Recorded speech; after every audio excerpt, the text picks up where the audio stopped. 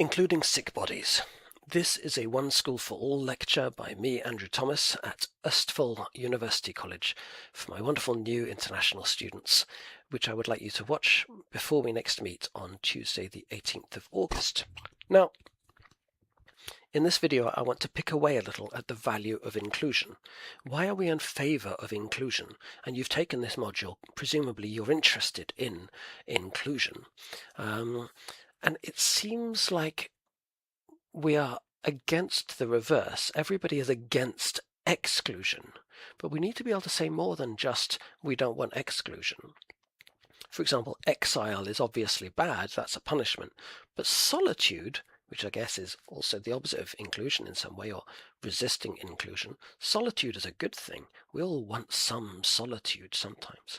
These words are charged, and in recent years some critical theorists have been questioning the value of inclusion as being both serving people's psychological well-being, but also promoting people's participation, for example, in the work market, and therefore the economy, and therefore maybe people have more than just moral reasons to want to include other people in society. So I'm going to give a couple institutional examples which value inclusion. I'm taking from the study of epidemiology, how we treat epidemics. Before vaccination and antibiotics, there were very few cures to leprosy and plague, for example, and the best thing we could do was to move the sick body to a better environment. And this sometimes meant a holiday in the mountains. Lots of institutions, for example in Switzerland, were based on that as a cure. For leprosy and plague specifically, we developed very specific models for moving the body. Okay, so leprosy first. The leprosy model was to confine people just outside the city walls. There's no place for you here amongst us, so we must keep you, but we can't keep you here. We must confine you in some way, but confine you outside. In Foucault's early work on madness, he said, at the end of the Middle Ages, leprosy disappeared from the Western world. At the edges of the community, at town gates, large, barren, uninhabitable areas appeared, where the disease no longer reigned, but its ghost still hovered.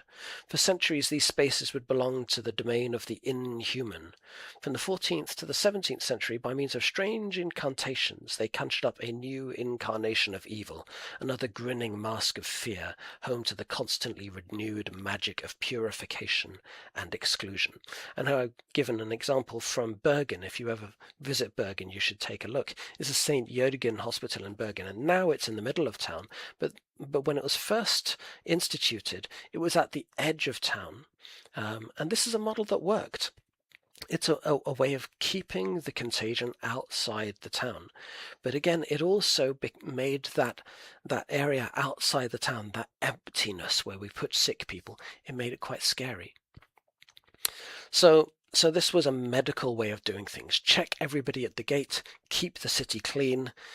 It may sound distasteful, but it was effective, and it saved lives.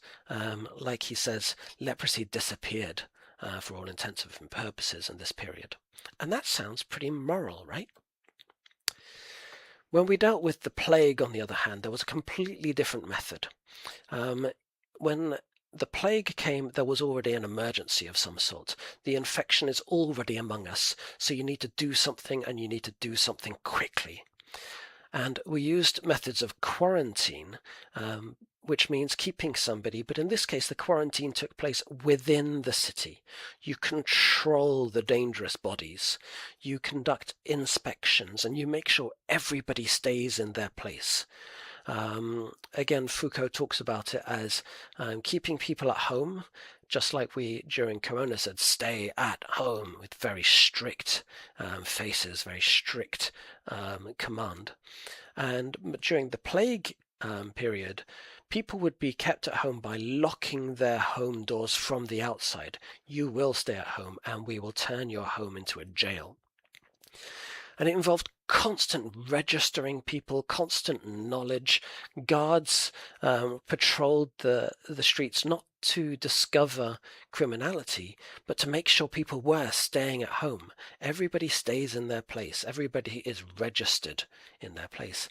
And again, this is a way of dealing with sickness. It saved lives. It worked better than the control of leprosy because it happened quickly.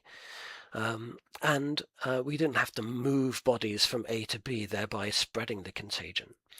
So it was inclusive, it was medically relevant, it was based on knowledge, and yet we fear this plague doctor figure. Why are we so scared about something which is obviously moral? So there are lots of specifics about these two very different solutions of dealing with something that in our minds is much the same thing. It's a contagion. It's a contagious sickness. Whereas leprosy dealt with it by exclusion, whereas plague dealt with it by inclusion. Leprosy closed people out of the city. The plague towns closed people in.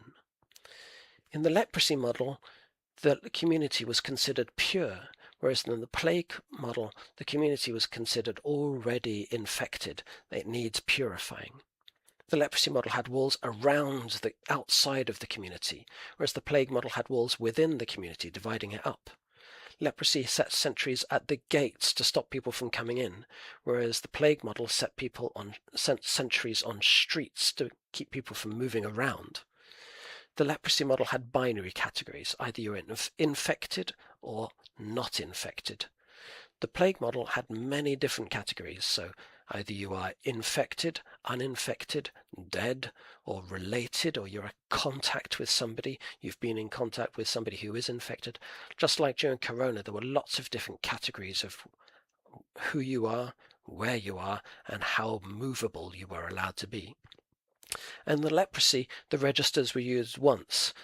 You have to be registered in order to enter, whereas in the plague model, people were being registered and re-registered continually and checked on continually. Notice that patient data is vital to both of these. Both keeping out and encoding people within are ways of using knowledge to control the contagion.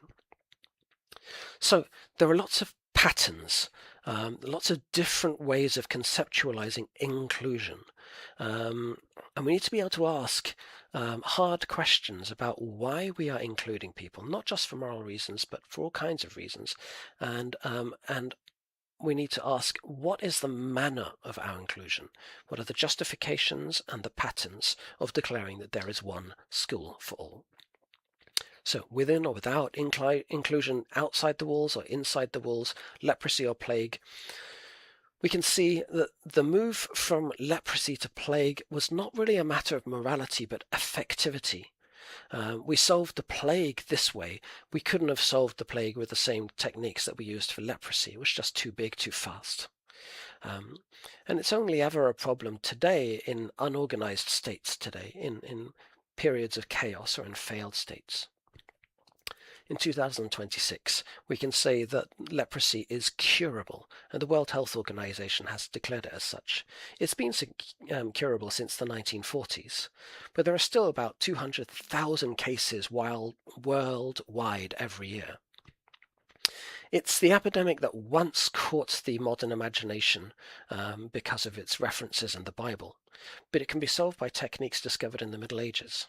The fact that we haven't wiped it off the planet that's on us. That's a choice we've made.